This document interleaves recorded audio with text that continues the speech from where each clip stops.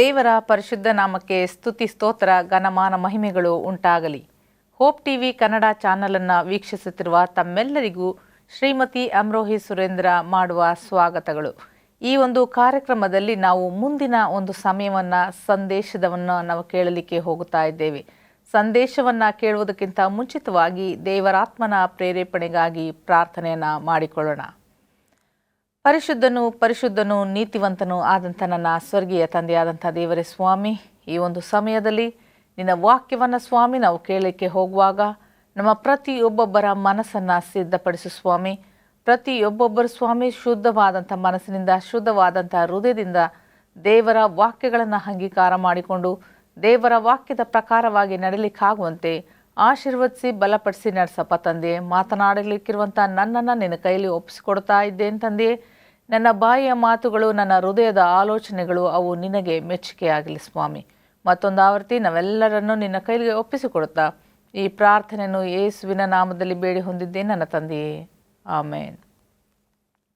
ಈ ದಿನದ ಸಂದೇಶದ ಒಂದು ಶಿರೋನಾಮ ಏನಪ್ಪ ಅಂತಂದರೆ, ಚೇಂಜ್ ಯುವರ್ ವಾರ್ ಝೋನ್ ಎಂಬುದಾಗಿ. ಅಂದರೆ ನಿಮ್ಮ ಯುದ್ಧದ ಸ್ಥಳವನ್ನು ಬದಲಾಯಿಸಿರಿ ಎಂಬುದಾಗಿ. ಇದಕ್ಕಾಗಿ ಆರಿಸಿಕೊಂಡಂಥ ವೇದ ಭಾಗವು ಎಫೆಸದವರಿಗೆ ಬರೆದ ಪತ್ರಿಕೆ 6ನೇ ಅಧ್ಯಾಯ 10ನೇ ಒಂದು ವಚನವನ್ನು ನಾವು ನೋಡಿಕೊಳ್ಳೋಣ. ನೀವು ಕರ್ತನನ್ನು, ಆತನ ಅತ್ಯಧಿಕ ಶಕ್ತಿಯನ್ನು ಆಶ್ರಯಿಸಿಕೊಂಡವರಾಗಿ ಬಲಗೊಳ್ಳಿರಿ ಎಂಬುದಾಗಿ.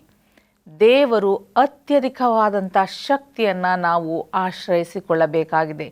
ಆತನ ಶಕ್ತಿಯನ್ನು ಆಶ್ರಯಿಸಿಕೊಂಡವರಾಗಿ ನಾವು ಬಲವನ್ನು ಪಡೆದುಕೊಳ್ಳಿರಿ ಎಂಬುದಾಗಿ ದೇವರ ವಾಕ್ಯವು ನಮಗೆ ತಿಳಿಸುವಂಥದ್ದಾಗಿದೆ. ಈ ಒಂದು ವಾಕ್ಯವನ್ನು ನಾವು ಓದುತ್ತಾ ಇರಬೇಕಾದರೆ ಒಂದು ಕಥೆಯು ನನಗೆ ನೆನಪಿಗೆ ಬಹಳವಾಗಿ ಬರುವಂಥದ್ದಾಗಿರ್ತದೆ. ಹದ್ದು ಯಾವಾಗಲೂ ರಣಹದ್ದಗೂ ಸರ್ಪಕ್ಕೂ ಬಹಳ ಒಂದು ವೈರತ್ವವು ಇರುವಂಥದ್ದನ್ನು ನಾವು ಕಾಣ್ತೇವೆ.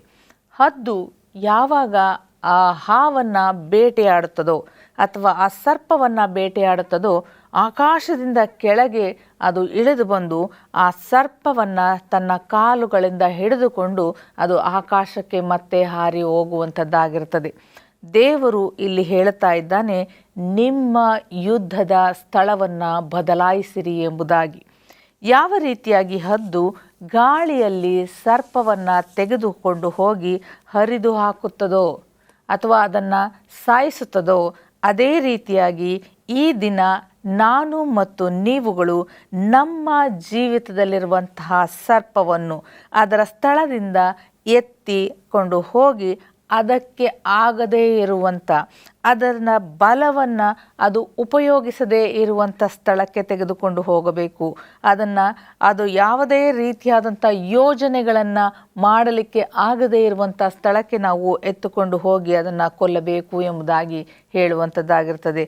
ಹಾವಿಗೆ ನೆಲದ ಮೇಲೆ ಇರುವಂಥ ಬಲ ಆಕಾಶದಲ್ಲಿ ಆಗಲಿ ಅಥವಾ ಗಾಳಿಯಲ್ಲಾಗಲಿ ಅದಕ್ಕೆ ಆ ಬಲವು ಇರುವುದಿಲ್ಲ ಎಂಬುದಾಗಿ ನಾವು ನೋಡ್ತೇವೆ. ಅದನ್ನು ಗಮನಿಸಬೇಕಾದರೆ ಇದರ ಬಗ್ಗೆ ಒಂದು ವಿಡಿಯೋವನ್ನು ನಾನು ನೋಡಬೇಕು ಎಂಬುದಾಗಿ ನಾನು ಅಂದುಕೊಂಡು ಅದರ ಬಗ್ಗೆ ಒಂದು ವಿಡಿಯೋವನ್ನು ನೋಡಬೇಕಾದ್ರೆ, ಒಂದು ಹದ್ದು ಸಮುದ್ರದ ಒಳಗಿರುವಂಥ ಒಂದು ವಿಷಸರ್ಪವನ್ನು ಮೇಲೆ ಆಕಾಶದಲ್ಲಿ ಹಾರಾಡಬೇಕಾದ್ರೆ ಅದನ್ನು ನೋಡುವಂಥದ್ದಾಗಿರ್ತದೆ. ಅದೇ ರೀತಿಯಲ್ಲಿ ಅದು ಕೆಳಗೆ ಬಂದು ಆ ಒಂದು ಸರ್ಪವನ್ನು, ಹದ್ದಿನ ಕಣ್ಣು ಎಷ್ಟು ಚುರುಕಾಗಿರ್ತದೆ ಎಂಬುದಾಗಿ ನಾವು ನೋಡಬೇಕಾದ್ರೆ, ಅದು ವಿಷಸರ್ಪವಾಗಿದ್ದರೂ ಸಹ ಅದೇನು ಮಾಡ್ತದೆ, ಆ ಹಾವನ್ನು ಅಥವಾ ಆ ಸರ್ಪವನ್ನು ಅದು ಗಾಳಿಗೆ ಎತ್ತುಕೊಂಡು ಹೋಗಿ ಗಾಳಿಯಲ್ಲಿ ಅದನ್ನು ಹರಿದು ಹಾಕುವುದನ್ನು ನಾವು ನೋಡುತ್ತಾ ಇದ್ದೇವೆ. ಇಂಥ ವಿಷಸರ್ಪ ಅದನ್ನು ತಿರುಗಿ ಅದು ಕಚ್ಚುವುದಾದರೆ ಹದ್ದು ಅಲ್ಲೇ ಸತ್ತು ಹೋಗುವಂಥದ್ದಾಗಿರ್ತದೆ. ಆದರೆ ವಿಷಸರ್ಪವನ್ನು ಅದನ್ನು ತಿಳಿದಿದ್ದಾಗಲೂ ಸಹ ಅದೇನು ಮಾಡ್ತದೆ, ಅದು ಹದ್ದು ಗಾಳಿಗೆ ಅದನ್ನು ಒಯ್ಯುವಂಥದ್ದಾಗಿರ್ತದೆ. ತಾನು ಹಾರಾಡುವಂಥ ತನ್ನ ಸ್ಥಳಕ್ಕೆ ಅದನ್ನು ಕೊಂಡೊಯ್ದು ಹರಿದು ಅದು ಮಕ್ಕಳಿಗೆ ಅಂದರೆ ಮರಿಗಳಿಗೆ ಅದು ಆಹಾರವನ್ನು ಕೊಡುವಂಥದ್ದಾಗಿರ್ತದೆ. ಆದ್ದರಿಂದ ಈ ಹದ್ದು ಹಾವನ್ನು ತನಗೆ ಬಲ ಇಲ್ಲದಿರುವಂಥ ಸ್ಥಳಕ್ಕೆ ಕೊಂಡೊಯ್ಯುವಂಥದ್ದಾಗಿರ್ತದೆ. ತನ್ನ ಜಾಣತನವನ್ನು ತೋರಿಸಲು ಜಾಗವಿಲ್ಲದಂಥ ಒಂದು ಸ್ಥಳಕ್ಕೆ ಅದು ತೆಗೆದುಕೊಂಡು ಹೋಗಿ ಹರಿದು ಹಾಕುವಂಥದ್ದಾಗಿರ್ತದೆ. ಆತ್ಮಿಕ ಹದ್ದುಗಳಾದಂಥ ನಮಗೆ ದೇವರ ವಾಕ್ಯವು ನಮಗೆ ಹೇಳುವಂಥದ್ದಾಗಿರ್ತದೆ, ನಿನ್ನ ಯುದ್ಧದ ಸ್ಥಳವನ್ನು ನೀನು ಬದಲಾಯಿಸು ಎಂಬುದಾಗಿ. ಎಲ್ಲಿ ವೈರಿ ಆರಾಮವಾಗಿ ಕುಳಿತಿರ್ತಾನೋ, ಎಲ್ಲಿ ವೈರಿ ಬಲದಿಂದ ಇದ್ದಾನೋ, ಅಲ್ಲಿ ನಮ್ಮ ಯುದ್ಧವನ್ನು ನಾವು ಮಾಡುವಂಥ ಅವಶ್ಯಕತೆ ಇಲ್ಲ. ಯಾಕೆಂದರೆ ನಿಮ್ಮ ಯುದ್ಧದ ರೀತಿಯನ್ನು ನೀವು ಬದಲಾಯಿಸಿರಿ, ನಿಮ್ಮ ಯುದ್ಧದ ಸ್ಥಳವನ್ನು ಬದಲಾಯಿಸಿರಿ ಎಂಬುದಾಗಿ ದೇವರು ಹೇಳುವಂಥವರಾಗಿದ್ದಾನೆ. ಎಲ್ಲಿ ಆರಾಮವಾಗಿ ನಾವು ಸಮಾಧಾನದಿಂದ, ಆಲಸ್ಯದಿಂದ ಒಂದೆರಡು ವಚನಗಳನ್ನ ನಾವು ಓದಿಕೊಂಡ್ರೆ ಸಾಕು, ಒಂದೆರಡು ನಿಮಿಷ ನಾವು ಪ್ರಾರ್ಥನೆ ಮಾಡಿಕೊಂಡ್ರೆ ಸಾಕು, ಒಂದು ಹಾಡನ್ನು ನಾವು ಹಾಡಿಕೊಂಡ್ರೆ ಸಾಕು ಎಂಬುದಾಗಿ ಅವಿಧೇಯತ್ವದಿಂದ, ಆಲಸ್ಯದಿಂದ ನಮ್ಮ ಆತ್ಮಿಕ ಜೀವಿತವನ್ನು ನಾವು ಜೀವಿಸ್ತಾ ಇದ್ದೇವೋ, ಖಂಡಿತವಾಗಿ ವೈರಿ ನಿಮ್ಮ ಜೀವಿತದಲ್ಲಿ ಗೆಲ್ಲುತ್ತಾ ಬರ್ತಾ ಇರ್ತಾನೆ. ಅಲ್ಲಿವರೆಗೆ ಜಯ ನಮಗೆ ಸಿಗಲು ಸಾಧ್ಯವಿಲ್ಲ ಪ್ರಿಯರೇ. ಯಾಕೆ ಗೊತ್ತಾ? ಆಗ ನಿಮ್ಮ ವೈರಿಗೆ ನಿಮ್ಮ ಜೀವಿತದಲ್ಲಿ ಒಂದು ಕಂಫರ್ಟ್ ಝೋನ್, ಅಂದರೆ ಆರಾಮದಾಯಕವಾದಂಥ ಒಂದು ಸ್ಥಳವಾಗಿರ್ತದೆ ನಮ್ಮ ಜೀವಿತಗಳು. ಆದ್ದರಿಂದ ಆ ವೈರಿಯ ಆ ಒಂದು ಆರಾಮದಾಯಕವಾದಂಥ ಜೀವಿತವನ್ನು, ಆರಾಮದಾಯಕವಾದಂಥ ಸ್ಥಳವನ್ನು ವೈರಿ ಆರಾಮಾಗಿರಲು ನಾವು ಬಿಡಬಾರ್ದು. ನಮ್ಮ ಯುದ್ಧದ ಸ್ಥಳವನ್ನು ನಾವೇನು ಮಾಡಬೇಕಾಗಿದೆ? ಬದಲಾಯಿಸಿಕೊಳ್ಳಬೇಕಾಗಿದೆ. ಬದಲಾಯಿಸಿದರೆ ಖಂಡಿತವಾಗಿ ವೈರಿಗೆ ಸೋಲುವುದು ಖಂಡಿತವಾಗಿರ್ತದೆ. ಇಲ್ಲದಿದ್ದರೆ ವೈರಿ ಖಂಡಿತವಾಗಿ ಜಯವನ್ನು ಗಳಿಸುವಂಥವನಾಗಿರ್ತಾನೆ. ವೈರಿಗೆ ಬಲ ಇಲ್ಲದಿರುವಂಥ ಸ್ಥಳದಲ್ಲಿ ನಾವೇನು ಮಾಡಬೇಕಾಗಿದೆ? ಆತನನ್ನು ಎಳೆದುಕೊಂಡು ಹೋಗಿ ಯುದ್ಧ ಮಾಡಿದರೆ ಖಂಡಿತವಾಗಿ ಜಯವು, ಸಂಶಯವಿಲ್ಲದಂಥ ಜಯವು ನಮ್ಮದಾಗಿರುತ್ತದೆ. ಈ ದಿನದಲ್ಲಿ ದೇವರಾತ್ಮನು ನಮಗೆ ತಿಳಿಸುವಂಥವನಾಗಿದ್ದಾನೆ. ಏನಂತಂದರೆ, ನಿಮ್ಮ ಯುದ್ಧದ ಸ್ಥಳವನ್ನು ನೀವು ಬದಲಾಯಿಸಿರಿ ಎಂಬುದಾಗಿ. ವೈರಿಯನ್ನು ಎಳೆದುಕೊಂಡು ಹೋಗಿ ನೀವು ಯುದ್ಧವನ್ನು ಮಾಡಿರಿ, ಆಗ ನಾನು ಅಲ್ಲಿ ಪ್ರವೇಶ ಮಾಡಿ ನಿಮ್ಮ ವೈರಿಯನ್ನು ನಾನು ಕೊಂದು ಹಾಕುವೆನು ಎಂಬುದಾಗಿ ದೇವರು ಈ ದಿನದಲ್ಲಿ ಹೇಳ್ತಾ ಇದ್ದಾನೆ. ನಾವು ಒಂದು ಕಂಫರ್ಟ್ ಝೋನಲ್ಲಿರ್ತೀವಿ, ಆರಾಮವಾದಂಥ ಒಂದು ಸ್ಥಳದಲ್ಲಿ ನಾವು ಇದ್ಬಿಡ್ತೀವಿ. ಯಾಕಂದರೆ ದೇವರಿಗೆ ಬಲ ಇರೋದಕ್ಕೆ, ದೇವರು ನಮಗೆ ಬಲವನ್ನು ಕೊಡೋಕ್ಕೆ ಆಗದೇ ಇರುವಂಥ ಸ್ಥಳದಲ್ಲಿ ನಾವು ಇದ್ಬಿಡ್ತೀವಿ. ನಾವು ಯಾವಾಗ ಪ್ರಾರ್ಥನೆಗಳನ್ನ ಮಾಡ್ತಾ ಇರ್ತೀವಿ, ನಾವು ಯಾವಾಗ ನಮ್ಮ ಆತ್ಮಿಕ ಜೀವಿತವನ್ನು ದೇವರಿಗೆ ಒಪ್ಪಿಸಿಕೊಡ್ತಾ ಇರ್ತೀವಿ, ಆಗ ದೇವರು ನಮ್ಮ ಒಂದು ಕಂಫರ್ಟ್ ಝೋನಲ್ಲಿ ಬರೋದಕ್ಕೆ ಸಾಧ್ಯ ಆಗ್ತದೆ. ಇಲ್ಲ ಅಂತಂದರೆ ಅಲ್ಲಿ ನಾವು ವೈರಿಯನ್ನು ಕರೆದುಕೊಂಡು ಹೋಗಬೇಕಾಗ್ತದೆ. ಎಲ್ಲಿಗೆ? ದೇವರು ಎಲ್ಲಿ ಇರ್ತಾನೋ ಅಲ್ಲಿಗೆ ನಾವು ವೈರಿಯನ್ನು ಕರೆದುಕೊಂಡು ಹೋಗಬೇಕಾಗಿರ್ತದೆ. ದೇವರ ಪ್ರಸನ್ನತೆ ಎಲ್ಲಿ ಇರುವಂಥದ್ದಾಗಿರ್ತದೋ ಅಲ್ಲಿ ನಾವು ವೈರಿಯನ್ನು ತೆಗೆದುಕೊಂಡು ಹೋಗಿ ನಾಶ ಮಾಡಬೇಕಾಗಿರ್ತದೆ. ದೇವರು ಅದಕ್ಕಾಗಿಯೇ ನಿಮ್ಮನ್ನು ಆತನು ಕರೆದಿರುವಂಥವನಾಗಿದ್ದಾನೆ. ಈ ದಿನ 2 ವಚನಗಳನ್ನು ನಾವು ಓದಿದ್ರೆ ಸಾಕು, ಒಂದು ದಿನ ಪ್ರಾರ್ಥನೆ ಮಾಡಿದ್ರೆ ಸಾಕು. ನಾನು ಒಂದು ವಾರ ಪೂರ್ತಿಯಾಗಿ ನಾವು ಪ್ರಾರ್ಥನೆ ಮಾಡದಿದ್ದರೂ ಅದು ನಡೆಯುತ್ತದೆ ಎಂಬುದಾಗಿ ನಾವು ಮನಸ್ಸಿನಲ್ಲಿ ನಾವು ಅಂದುಕೊಳ್ತಾ ಇರ್ತೇವೆ. ಪ್ರಾರ್ಥನೆ ತಾನೇ, ನಾವು ಆಮೇಲೆ ಮಾಡಿಕೊಂಡ್ರೂ ಸರಿಯಾಗುತ್ತೆ, ಆಮೇಲೆ ಮಾಡೋಣ, ಆಮೇಲೆ ದೇವರ ವಾಕ್ಯವನ್ನು ನಾನು ಓದಿಕೊಳ್ಳೋಣ ಎಂಬುದಾಗಿ ನಾವು ಮನಸ್ಸಿನಲ್ಲಿ ಅಂದ್ಕೊಳ್ತಾ ಇರ್ತೀವಿ. ನಮ್ಮನ್ನು ನಾವೇ ಏನು ಮಾಡ್ತಾ ಇರ್ತೀವಿ? ಆ ಒಂದು ಕಂಫರ್ಟ್ ಝೋನಲ್ಲಿ, ವಾರಕ್ಕೊಮ್ಮೆ ಪ್ರಾರ್ಥನೆ ಮಾಡುವಂಥ ಝೋನಲ್ಲಿ, ವಾರಕ್ಕೊಮ್ಮೆ ದೇವರ ವಾಕ್ಯವನ್ನು ಓದುವಂಥ ಒಂದು ಝೋನ್ನಲ್ಲಿ, ಆ ಒಂದು ಕಂಫರ್ಟ್ ಝೋನಲ್ಲಿ ನಾವು ಇದ್ಬಿಡ್ತೀವಿ. ನಾವು ಆರಾಮಾಗಿ ನಾವು ಅದರಲ್ಲಿರ್ತೀವಿ. ಯಾಕಂತಂದರೆ ನಾವು ಹೆಚ್ಚಾಗಿ ಪ್ರಾರ್ಥನೆ ಮಾಡೋದಾದರೆ ಸೈತಾನನು ಹೆಚ್ಚಾಗಿ ನಮಗೆ ಶೋಧನೆಗಳನ್ನ ಕೊಡ್ತಾನೆ ಎಂಬುದಾಗಿ ನಾವು ಅಂದುಕೊಂಡು ಆ ಒಂದು ಕಂಫರ್ಟ್ ಝೋನಲ್ಲಿ ಯಾವಾಗಲಾದರೂ ಒಂದು ಸತಿ ನಾವು ಪ್ರಾರ್ಥನೆಯನ್ನು ಮಾಡೋಣ, ಯಾವಾಗಲಾದರೂ ಒಂದು ಸತಿ ನಾವು ದೇವರ ವಾಕ್ಯವನ್ನು ಓದೋಣ ಅನ್ನುವಂಥ ಕಂಫರ್ಟ್ ಝೋನ್ನಲ್ಲಿ ನಾವು ಇದ್ಬಿಡ್ತೀವಿ. ಇದು ನಂಬಿಕೆಯಲ್ಲ. ಇದು ಏನಪ್ಪ ಅಂತಂದರೆ ಓವರ್ ಕಾನ್ಫಿಡೆನ್ಸ್. ನಮ್ಮ ಮೇಲೆ ನಮಗೆ ಏನಪ್ಪ ಅಂತಂದರೆ ಅವಿಧೇಯತ್ವದಿಂದ ಕೂಡಿದಂಥ ಅತಿ ಆತ್ಮವಿಶ್ವಾಸ ಎಂಬುದಾಗಿ ನಾವು ಹೇಳ್ತೀವಿ. ನಮ್ಮ ಮೇಲೆ ನಮಗೇ ಅತಿಯಾದಂಥ ಆತ್ಮವಿಶ್ವಾಸ ಅದರಲ್ಲಿ ಬಂದ್ಬಿಡ್ತದೆ. ಅಲ್ಲಿವರೆಗೂ ನಾವು ಸೋಲನ್ನು ಕಾಣ್ತಾ ಇರ್ತೀವಿ. ಎಸ್ತೇರಳ ಜೀವಿತವನ್ನು ನಾವು ಗಮನಿಸುವಾಗ, ಯಾವಾಗ ಹಾಮಾನನು ಪ್ರತಿಯೊಬ್ಬ ಯಹೂದ್ಯ ಮಕ್ಕಳನ್ನು ಆತನು ನಾಶ ಮಾಡಬೇಕೆಂಬುದಾಗಿ ರಾಜಾಜ್ಞೆಯನ್ನು ತೆಗೆದುಕೊಂಡು ಬಂದನು, ಆಗ ಎಸ್ತೇರಳು ಈ ಯುದ್ಧವನ್ನು ಪ್ರಾರ್ಥನೆಗೆ ಆಕೆ ತೆಗೆದುಕೊಂಡು ಹೋಗೋದನ್ನು ನಾವು ನೋಡ್ತೀವಿ. ಈ ಯುದ್ಧವನ್ನು ಎಸ್ತೇರಳು ಉಪವಾಸ ಪ್ರಾರ್ಥನೆಗೆ ತೆಗೆದುಕೊಂಡು ಹೋಗೋದನ್ನು ನಾವು ನೋಡ್ತೀವಿ. ಅದಕ್ಕೆ ಆಕೆಗೆ ಏನಾಯಿತು, ಜಯವು ಆಕೆಗೆ ಸಿಕ್ಕುವಂಥದ್ದಾಗಿರ್ತದೆ. ಎಷ್ಟೋ ಸಾರಿ ನಾವು ಮಾಡುತ್ತಿರುವಂಥ ತಪ್ಪು ಏನಂದರೆ, ನಮ್ಮ ಯುದ್ಧವನ್ನು ನಾವೇ ಹೋರಾಡೋದಕ್ಕೆ ನಾವು ಪ್ರಾರಂಭವನ್ನು ಮಾಡಿಬಿಡ್ತೀವಿ. ಇದು ಅನೇಕ ಬಾರಿ ನಾವು ಮಾಡುವಂಥ ಒಂದು ದೊಡ್ಡದಾದಂಥ ಒಂದು ತಪ್ಪಾಗಿದೆ. ಈ ದಿನ ವೈರಿ ನಿಮ್ಮನ್ನು, ನಿಮ್ಮ ಮಕ್ಕಳ ಜೀವಿತವನ್ನು ಅನೇಕ ಶೋಧನೆಗಳಿಗೆ ಆತನು ಒಳಪಡಿಸುವಂಥವನಾಗಿದ್ದಾನೆ. ಆರೋಗ್ಯದಲ್ಲಿ ಶೋಧನೆಯನ್ನು ತಂದಿರಬಹುದು, ಕುಟುಂಬಗಳಲ್ಲಿ ಶೋಧನೆಯನ್ನು ತಂದಿರಬಹುದು, ಅಥವಾ ನಮ್ಮ ಕೆಲಸ ಮಾಡುವಂಥ ಸ್ಥಳಗಳಲ್ಲಿ ಅನೇಕ ಶೋಧನೆಗಳನ್ನು ಆತನ ತಂದಿರಬಹುದು. ಆದರೆ ಇದಕ್ಕೆಲ್ಲ ಪರಿಹಾರ ಎಂದರೆ ನಿಮ್ಮ ಯುದ್ಧದ ಸ್ಥಳವನ್ನು ನೀವು ಬದಲಾಯಿಸಬೇಕು. ಕೆಲವೊಮ್ಮೆ ಈ ಶೋಧನೆಗಳು ತಲೆಮಾರುಗಳಿಂದ ಬಂದಂಥ ಒಂದು ಶೋಧನೆಗಳಾಗಿರ್ತದೆ. ಎಸ್ತೇರಳ ಜೀವಿತದಲ್ಲಿಯೂ ಸಹ ಬಂದಂಥ ಈ ಶೋಧನೆಯು ಆಕಸ್ಮಿಕವಾಗಿ ಬಂದಂಥ ಶೋಧನೆ ಅಲ್ಲ, ಅದು ತಲೆಮಾರಿನಿಂದ ಬಂದಂಥ ಒಂದು ಶೋಧನೆ ಆಗಿರ್ತದೆ. ಎಸ್ತೇರಳು ಕೀಷನ ಸಂತಾನದವಳು ಎಂಬುದಾಗಿ ನಾವು ಕೇಳಲ್ಪಟ್ಟಿದ್ದೇವೆ. ಸತ್ಯವೇದದಲ್ಲಿ ನಾವು ಓದಿದ್ದೇವೆ. ಈ ಕೀಷನ ಹೆಸರನ್ನು ನಾವು ಎಲ್ಲಿ ಕೇಳಿದ್ದೇವೆ? ಕೀಷನು ಸೌಲನ ತಂದೆಯಾಗಿದ್ದನು. ಆತನ ಸಂತಾನದವಳೆ ಈ ಎಸ್ತೇರಳು. ಸೌಲನನ್ನು ರಾಜನನ್ನಾಗಿ ಮಾಡಿದಾಗ ಅವನು ಅಮಾಲೇಕ್ಯರನ್ನು ಸಂಪೂರ್ಣವಾಗಿ ನಾಶ ಮಾಡಬೇಕು ಎಂಬುದಾಗಿ ದೇವರ ಆಜ್ಞೆಯನ್ನು ಹೊಂದಿರ್ತಾನೆ. ಆದರೆ ಅವನೇನು ಮಾಡ್ತಾನೆ, ಸಂಪೂರ್ಣವಾಗಿ ಆತನು ನಾಶ ಮಾಡಲಿಲ್ಲ ಅಥವಾ ಅವರನ್ನು ಓಡಿಸಿ ಬಿಡಲಿಲ್ಲ. ಇದರ ನಿಮಿತ್ತವಾಗಿ ಇಲ್ಲಿ ಎಸ್ತೇರಳು ಯುದ್ಧ ವಿರುದ್ಧವಾಗಿ ಎದ್ದಂತ ನಿಂತಿರುವ ಈ ವೈರಿ ಸಹ ಅಮಾಲೇಕ್ಯನಾಗಿದ್ದಾನೆ ಎಂಬುದಾಗಿ ನಾವು 3ನೇ ಒಂದು ಅಧ್ಯಾಯದಲ್ಲಿ ಅಲ್ಲಿ ಸ್ಪಷ್ಟವಾಗಿ ನಮಗೆ ಎಸ್ತೇರಳ ಪುಸ್ತಕ 3ನೇ ಅಧ್ಯಾಯದಲ್ಲಿ ಸ್ಪಷ್ಟವಾಗಿ ಅಲ್ಲಿ ತಿಳಿಸಲ್ಪಡುತ್ತದೆ. ಇಲ್ಲಿ ನಿಂತ ಹಾಮಾನನು ಅಮಾಲೇಕ್ಯನ ತಲೆಯವನು. ಕೀಷನ ಸಂತಾನ ಅಂದರೆ ಯಹೂದನ ಸಂತತಿಯವಳಾಗಿದ್ದ ಎಸ್ತೇರಳ ಮೇಲೆ ಈತನು ಯುದ್ಧಕ್ಕೆ ನಿಂತಿರುವುದನ್ನು ನಾವು ನೋಡ್ತೀವಿ. ಈ ಯುದ್ಧ ಇಲ್ಲಿಂದ ಪ್ರಾರಂಭವಾದದ್ದಲ್ಲ, ಸೌಲನಿಂದ ಅದು ಪ್ರಾರಂಭವಾದಂಥ ಯುದ್ಧ.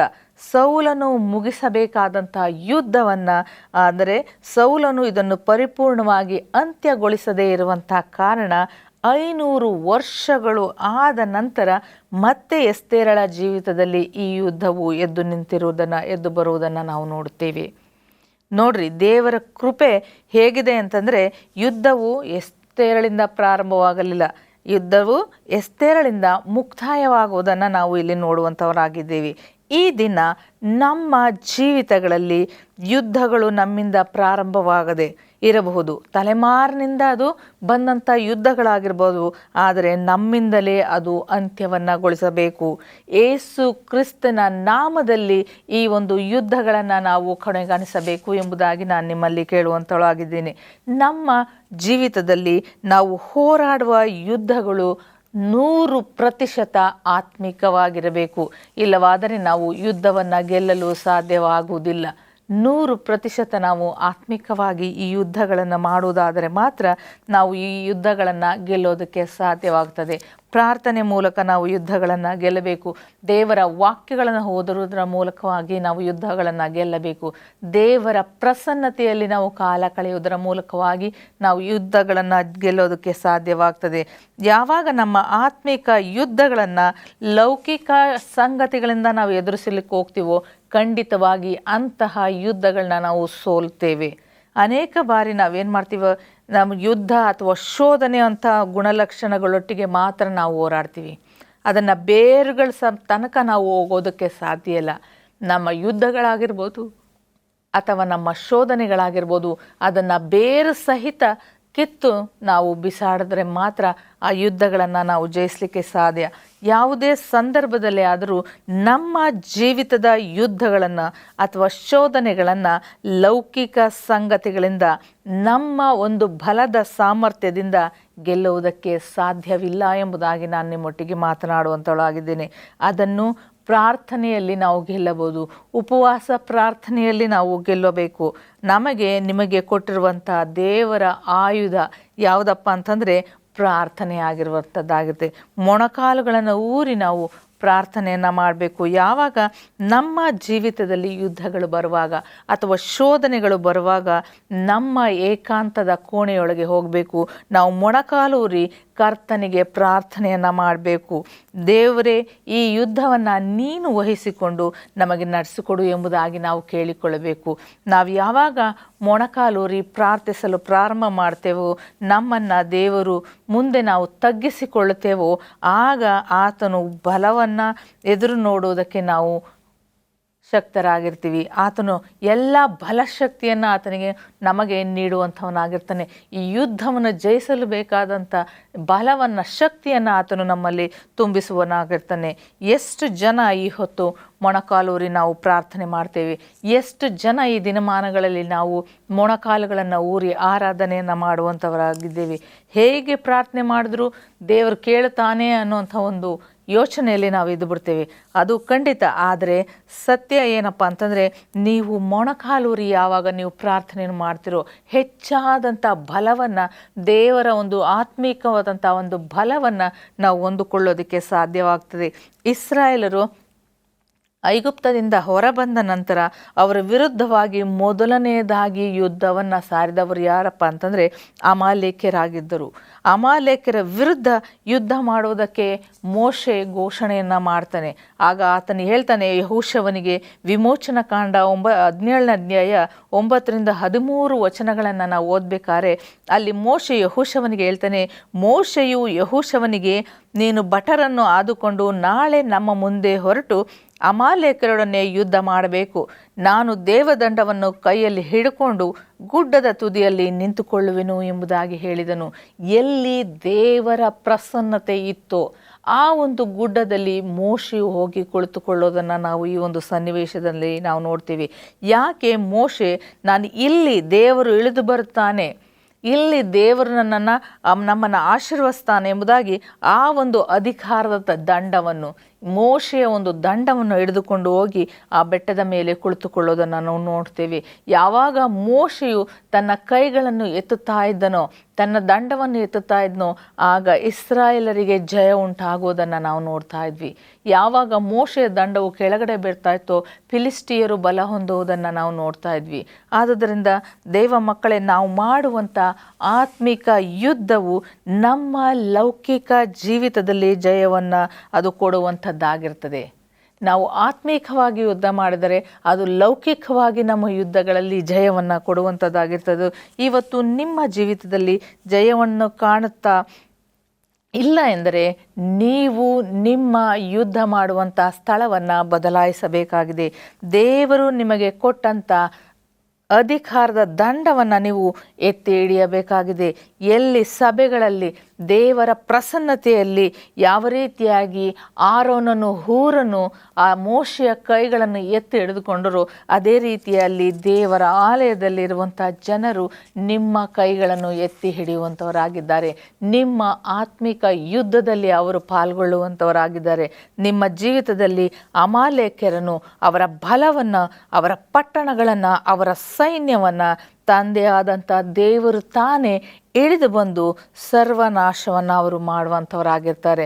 ಅವರ ಹೆಸರುಗಳೇ ಇಲ್ಲದಂತೆ ದೇವರು ಮಾಡುವಾತನಾಗಿರ್ತಾನೆ. ಆದುದರಿಂದ ದೇವರಾತ್ಮನು ಎಂದು ನಿಮಗೆ ಹೇಳ್ತಾ ಇದ್ದಾನೆ, ಇವತ್ತು ನಿಮ್ಮ ಕೈಗಳು ಎತ್ತಲ್ಪಡಬೇಕು. ನಿಮ್ಮ ಕೈಗಳು ಕುಂದಿ ಹೋಗಿದೆಯಾ, ಬಲವಿಲ್ಲದೆ ಹೋಗಿದೆಯಾ, ದೇವಾಲಯಕ್ಕೆ ಬನ್ನಿರಿ. ನಾನು ಈಗಾಗಲೇ ಹೇಳಿದ್ದೀನಿ, ದೇವರ ಪ್ರಸನ್ನತೆಯಲ್ಲಿ ನೀವು ಬಂದಾಗ ಅಲ್ಲಿರುವಂಥ ಆರೋನರು, ಹೂರರು ನಿಮ್ಮ ಕೈಗಳನ್ನು ಎತ್ತುವುದಕ್ಕೆ ಸಿದ್ಧವಾಗಿದ್ದಾರೆ. ನಿಮ್ಮ ಕೈಗಳಿಗೆ ಬಲವನ್ನು ಕೊಡೋದಕ್ಕೆ ಅವರು ಸಿದ್ಧವಾಗಿದ್ದಾರೆ. ವೈರಿ ನಿಮ್ಮ ಜೀವಿತದಲ್ಲಿ ನಿಮ್ಮ ಹೆಸರನ್ನು ಕೆಡಿಸಿರಬಹುದು. ವೈರಿ ನಿಮ್ಮ ಜೀವಿತದಲ್ಲಿ ಅಪಮಾನಗಳನ್ನು ತಂದೊಡ್ಡಿರಬಹುದು. ವೈರಿ ನಿಮ್ಮ ಕುಟುಂಬದನ್ನು ನಾಶ ಮಾಡಿರಬಹುದು. ಅಥವಾ ವೈರಿಯು ಸ್ವತ್ತನ್ನು ಕಿತ್ತುಕೊಂಡಿರಬಹುದು, ಅಥವಾ ನಿಮ್ಮ ಮರ್ಯಾದೆಗಳನ್ನು ಕಿತ್ತುಕೊಂಡಿರಬಹುದು. ಆದರೆ ನಿಮ್ಮ ಮೇಲಿರುವ ದೇವರ ಕೃಪೆಯನ್ನು ಯಾರೂ ಸಹ ಕಿತ್ತುಕೊಳ್ಳೋದಕ್ಕೆ ಸಾಧ್ಯ ಆಗೋದಿಲ್ಲ. ಯೋಸೇಫನ ಬಟ್ಟೆಗಳನ್ನು ಅವರು ಕಿತ್ತುಕೊಂಡು ಹೋದರು, ಆದರೆ ಆತನಲ್ಲಿದ್ದಂಥ ದೇವರ ಕೃಪೆಯನ್ನು ಕಿತ್ತುಕೊಳ್ಳೋದಕ್ಕೆ ಯಾರಿಗೂ ಸಾಧ್ಯ ಆಗಲಿಲ್ಲ. ವೈರಿ ಯಾವುದೇ ಒಂದು ಕುತಂತ್ರಗಳನ್ನು ಮಾಡಿದಾಗಲೂ ನಮ್ಮ ಜೀವಿತದಲ್ಲಿ ನಾವೇನು ಮಾಡಬೇಕು? ಪ್ರಾರ್ಥನೆಯ ಮೂಲಕ, ಉಪವಾಸ ಪ್ರಾರ್ಥನೆಯ ಮೂಲಕ, ನಮ್ಮ ಮೊಣಕಾಲುಗಳನ್ನು ಊರುವುದರ ಮೂಲಕ, ನಮ್ಮ ಕೈಗಳನ್ನು ಎತ್ತಿ ಪ್ರಾರ್ಥನೆ ಮಾಡುವುದರ ಮೂಲಕವಾಗಿ ನಾವು ಈ ಯುದ್ಧಗಳನ್ನು ನಾವು ಜಯಿಸ್ಬೋದು. ವೈರಿ ಏನೇ ಕುತಂತ್ರಗಳನ್ನ ನಮ್ಮ ಜೀವಿತದಲ್ಲಿ ತಂದಿರಬಹುದು, ಕ್ರಿಸ್ತನ ಕೃಪೆಯನ್ನು ಸೈತಾನನಿಗೆ ಕಿತ್ತುಕೊಳ್ಳೋದಕ್ಕೆ ನಮ್ಮಿಂದ ಸಾಧ್ಯವೇ ಆಗೋದಿಲ್ಲ. ನಮ್ಮ ಜೀವಿತದಲ್ಲಿ ಯುದ್ಧಗಳು ಬಂದರೆ ನಾವು ಹೆದರಬೇಕಾದಂಥ ಅವಶ್ಯಕತೆ ಇಲ್ಲ. ನಮ್ಮ ಕೈಗಳನ್ನು ಎತ್ತಿಕೊಂಡು ನಿಂತುಕೊಳ್ಳೋಣ. ನಮ್ಮ ಜೀವಿತದಲ್ಲಿ ಜಯವನ್ನು ನಾವು ಹೊಂದಿಕೊಳ್ಳೋಣ. ಇಬ್ಬಾಯಿ ಕತ್ತಿಯಾದಂಥ ದೇವರ ವಾಕ್ಯವು ನಮ್ಮ ಕೈಗಳಲ್ಲಿರೋದಾದರೆ, ಇಬ್ಬಾಯಿ ಕತ್ತಿ ಎರಡು ಕಡೆಯಿಂದಲೂ ಅದು ಏನಾಗಿರ್ತದೆ, ಶಾರ್ಪ್ ಆಗಿರ್ತದೆ. ಆ ಇಬ್ಬಾಯಿ ಕತ್ತಿ ಇರೋದಾದರೆ ಸೈತಾನನು ನಮ್ಮನ್ನು ಏನು ಮಾಡಲು ಅದನ್ನು ಸಾಧ್ಯ ಇರೋದಿಲ್ಲ. ಆದ್ದರಿಂದ ಕೀರ್ತನೆಗಳು 149ನೇ ಅಧ್ಯಾಯ 6ನೇ ವಚನದಲ್ಲಿ ಹೇಳ್ತದೆ, ಅವರ ಬಾಯಲ್ಲಿ ಯೆಹೋವನ ಸ್ತೋತ್ರವು, ಕೈಯಲ್ಲಿ ಇಬ್ಬಾಯಿ ಕತ್ತಿಯೂ ಇರಲಿ ಎಂಬುದಾಗಿ. ನಮ್ಮ ಬಾಯಲ್ಲಿ ಯಾವಾಗಲೂ ದೇವರ ಸ್ತೋತ್ರ ಇರಬೇಕು. ನಮ್ಮ ಕೈಗಳಲ್ಲಿ ಇಬ್ಬಾಯಿ ಕತ್ತಿ ಇರೋದಾದರೆ, ಈ ಎರಡು ನಮ್ಮ ಜೀವಿತದಲ್ಲಿರೋದಾದರೆ ಯಾರನ್ನು ಬೇಕಾದರೂ ನಾವು ಎದುರಿಸಬಹುದು, ಯಾರನ್ನು ಬೇಕಾದರೂ ನಾವು ಜಯಿಸಬಹುದು ಎಂಬುದಾಗಿ ದೇವರ ವಾಕ್ಯ ಹೇಳುತ್ತದೆ. ಈ ಎರಡು ಆಯುಧಗಳನ್ನ ಇಟ್ಟುಕೊಂಡು ನಮ್ಮ ಯುದ್ಧಗಳನ್ನು ಮಾಡಿದರೆ ನಾವು ಒಂದೊಂದು ಯುದ್ಧವನ್ನು ಒಂದೊಂದು ಹಂತವಾಗಿ ನಾವು ಮೇಲಕ್ಕೆ ಹೋಗೋದಕ್ಕೆ ಸಾಧ್ಯವಾಗುತ್ತದೆ. ಈ ದಾವೀದನು ಯುದ್ಧವನ್ನು ಮಾಡಿದನು, ಅವನ ಸ್ಥಾನವೇ ಬದಲಾಯಿತು. ಯೆಹೋಶುವನು ಯುದ್ಧವನ್ನು ಮಾಡಿದನು, ಅವನ ಸ್ಥಾನವೇ ಬದಲಾಯಿತು. ಎಸ್ತೇರಳು ಪ್ರಾರ್ಥನೆ ಮೂಲಕವಾಗಿ, ಉಪವಾಸ ಪ್ರಾರ್ಥನೆ ಮೂಲಕವಾಗಿ ಯುದ್ಧವನ್ನು ಮಾಡಿದಳು, ಅವಳ ಸ್ಥಾನಮಾನಗಳು ಬದಲಾಗುವುದನ್ನು ನಾವು ನೋಡ್ತೀವಿ. ಯುದ್ಧವು ಅಥವಾ ಶೋಧನೆ ಬರೆಯುವಂಥದ್ದು ನಿಮ್ಮ ಸ್ಥಾನವನ್ನು ಮೇಲಕ್ಕೆ ಎತ್ತುಕೊಂಡು ಹೋಗುವುದಕ್ಕೋಸ್ಕರವಾಗಿ, ನಿಮ್ಮನ್ನು ಕೆಳಗೆ ಬಿಡುವುದಕ್ಕೋಸ್ಕರವಾಗಿ ಅಲ್ಲ, ನಿಮ್ಮನ್ನು ಮೇಲಕ್ಕೆ ಎತ್ತುಕೊಂಡು ಹೋಗಿ ದೇವರ ಸಮೀಪಕ್ಕೆ ನಿಮ್ಮನ್ನು ಅದು ಸೇರಿಸುವಂಥದ್ದಾಗಿರ್ತದೆ. ಒಂದೊಂದು ಯುದ್ಧವು ಬಂದ ತಕ್ಷಣ ಒಂದೊಂದು ಮೆಟ್ಟಿಲುಗಳು ನೀವು ಮೇಲಕ್ಕೆ ಹೋಗ್ತಾ ಇರ್ತೀರ. ಆದ್ದರಿಂದ ಈಗ ನಮ್ಮ ಬಾಯಲ್ಲಿ ಸ್ತುತಿ ಇರುತ್ತೆ, ನಮ್ಮ ಕೈಗಳಲ್ಲಿ ಇಬ್ಬಾಯಿ ಕತ್ತಿ ಖಂಡಿತವಾಗಿ ಇರಬೇಕು ಎಂಬುದಾಗಿ ನಾನು ನಿಮ್ಮಲ್ಲಿ ಕೇಳಿಕೊಳ್ಳುತ್ತೇನೆ. ನಾವು ಉಪವಾಸದಲ್ಲಿ ಪ್ರಾರ್ಥನೆಯನ್ನು ಮಾಡಬೇಕು. ನಮ್ಮ ವೈರಿಗಳನ್ನು ಎಳೆದುಕೊಂಡು ಹೋಗಿ ಯುದ್ಧದ ಸ್ಥಳವನ್ನು ನಾವು ಬದಲಾಯಿಸಬೇಕು. ಎಲ್ಲಿ ವೈರಿ ಒಂದು ಕಂಫರ್ಟ್ ಝೋನಲ್ಲಿರ್ತಾನೋ, ಎಲ್ಲಿ ವೈರಿಗೆ ಬಹಳ ಶಕ್ತಿಯುತವಾದಂಥ ಒಂದು ಜಾಗದಲ್ಲಿ ವೈರಿಯನ್ನು ಕೊಲ್ಲೋದಕ್ಕೆ ನಮಗೆ ಸಾಧ್ಯವಿಲ್ಲ.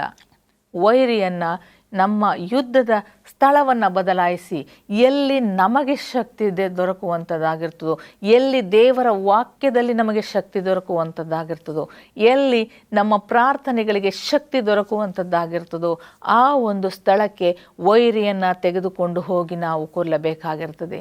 ವೈರಿ ಮತ್ತಾರೂ ಅಲ್ಲ ದೇವರ ಮಕ್ಕಳೇ, ಸೈತಾನನು ನಮ್ಮ ಜೀವಿತದಲ್ಲಿ ತಂದು ಹಾಕುವಂಥ ಎಲ್ಲ ಶೋಧನೆಗಳನ್ನು, ಎಲ್ಲ ನೋವುಗಳನ್ನು, ಎಲ್ಲ ಕಷ್ಟಗಳನ್ನು, ಎಲ್ಲ ರೀತಿಯಾದಂಥ ತೊಂದರೆಗಳನ್ನು ದೇವರು ಈ ದಿನದಲ್ಲಿ ಹೇಳ್ತಾ ಇದ್ದಾನೆ, ನೀನು ಯುದ್ಧ ಮಾಡುವಂಥ ಸ್ಥಳವನ್ನು ನೀನು ಬದಲಾಯಿಸು ಎಂಬುದಾಗಿ. ನಮಗೆ ಶಕ್ತಿ ಇರುವಂಥ ಸ್ಥಳಕ್ಕೆ ನಾವು ಸೈತಾನನನ್ನು ಕರೆದುಕೊಂಡು ಹೋಗಿ ನಾವು ಕೊಲ್ಲಬೇಕು. ಯಾವ ರೀತಿಯಾಗಿ ಯೇಸು ಸ್ವಾಮಿಯು ದೇವರ ವಾಕ್ಯದ ಮುಖಾಂತರವಾಗಿ ಆತನು ಸೈತಾನನನ್ನು ಶೋಧನೆಯನ್ನು ಆತನು ಜಯಿಸಿದನು, ಅದೇ ರೀತಿಯಾಗಿ ನಾವುಗಳು ಸಹ ದೇವರ ವಾಕ್ಯದ ಮುಖಾಂತರವಾಗಿ ನಾವು ಶೋಧನೆಯನ್ನು ಜಯಿಸೋಣ ಅಥವಾ ಯುದ್ಧಗಳನ್ನು ಜಯಿಸೋಣ. ಪ್ರಾರ್ಥನೆ ಮಾಡುವುದರ ಮೂಲಕವಾಗಿ ನಾವು ಯುದ್ಧಗಳನ್ನು ಜಯಿಸೋಣ. ಉಪವಾಸ ಪ್ರಾರ್ಥನೆಗಳ ಮೂಲಕವಾಗಿ ನಾವು ಯುದ್ಧಗಳನ್ನು ಜಯಿಸೋಣ. ನಾವು ಮೊಣಕಾಲೂರಿ ಪ್ರಾರ್ಥಿಸುವಾಗ ಯುದ್ಧಗಳನ್ನು ಜಯಿಸೋಣ.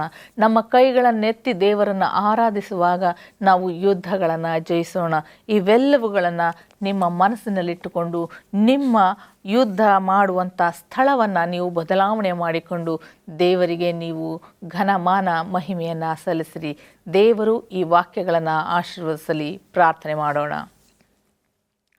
ಮಹಾಪ್ರೀತಿ ಸಾಗರನು ದಯಾಮಯನೂ ಆದಂಥ ನನ್ನ ಸ್ವರ್ಗೀಯ ತಂದೆಯಾದಂಥ ದೇವರೇ ಸ್ವಾಮಿ, ಈ ಒಂದು ಸಮಯದಲ್ಲಿ ನೀನು ಯುದ್ಧ ಮಾಡುವಂಥ ಸ್ಥಳವನ್ನು ಬದಲಾಯಿಸು ಅನ್ನುವಂಥ ವಾಕ್ಯವನ್ನು ಕೇಳಿದ್ದೀವಿ ರಾಜ. ಹೌದು ಸ್ವಾಮಿ, ಇದನ್ನು ನಾವು ಆತ್ಮಿಕವಾಗಿ ಸ್ವಾಮಿ ತೆಗೆದುಕೊಂಡು ನಮ್ಮ ಹೃದಯಗಳಲ್ಲಿ ಅಂಗೀಕಾರವನ್ನು ಮಾಡಿಕೊಂಡು ಸ್ವಾಮಿ ವಾಕ್ಯದ ಪ್ರಕಾರವಾಗಿ ಸ್ವಾಮಿ ನಾವು ನಡೀಲಿಕ್ಕಾಗುವಂತೆ ನಮ್ಮ ಪ್ರತಿಯೊಬ್ಬೊಬ್ಬರನ್ನು ನೀನು ಆಶೀರ್ವದಿಸು, ಬಲಪಡಿಸು ರಾಜ.